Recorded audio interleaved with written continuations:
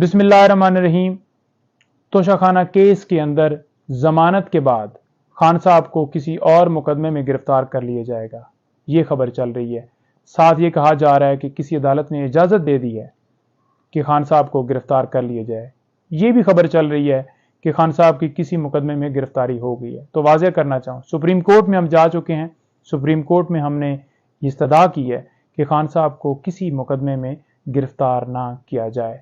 हमने प्रोटेक्शन मांगी है कि चाहे वो नामजद मुकदमा हो, चाहे वो नामालूम FIR हो, या कोई नई FIR दर्ज करके साइफर वाला मामला हो या नए वाला मामला हो, या दहशतगर्दी के पर्चे हों, तो उन्हें प्रोटेक्शन मिलनी चाहिए। क्योंकि गैर कानूनी गैर आइनी तरीके से जब से वो हुकूमत से गए हैं उनके साथ ट्रीट किया जा रहा है। फेयर ट्रायल जो है वो वाज़ेह तौर पर आइन का आर्टिकल 10 वो फराहम करता है, तो उन्हें फेयर ट्रायल मिलना चाहिए, वो उनका हक है, कानून उन्हें देता है, और गिरफ्तारी से रोका जाए। इंशाल्लाह सुबह इस केस के अंदर समाअत सुप्रीम कोर्ट में होगी और खान साहब की गिरफ्तारी की हद तक प्रोटेक्शन हमें मिलेगी।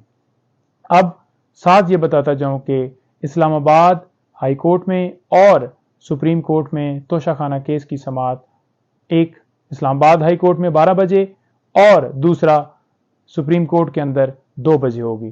तो इंशाल्लाह खान साहब की इस केस की हद तक तोशाखाना के अंदर जो सज़ा हुई है खान साहब को वो मुअत्तल होगी और खान साहब की ज़मानत सुबह हो जाएगी।